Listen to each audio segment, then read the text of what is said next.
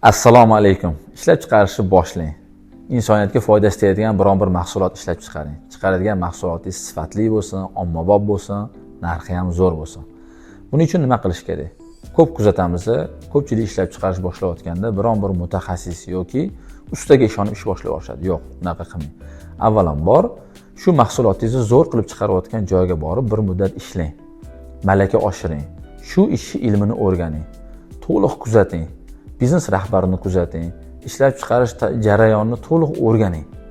Iloji bo'lsa hammasini yozib boring.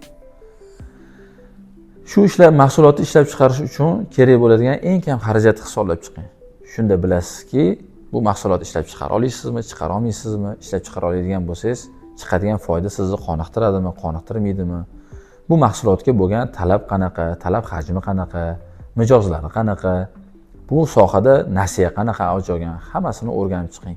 Eng muhimi, shu mahsulotni boshidan oxirigacha o'z qo'llaringiz bilan ishlab chiqara oladigan bo'ling.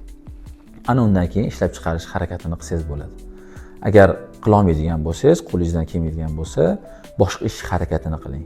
Eng muhimi harakatdan to'xtamang. Nimaiki harakatdan to'xtasa, chirishga qarab ketadi. Salomat bo'ling.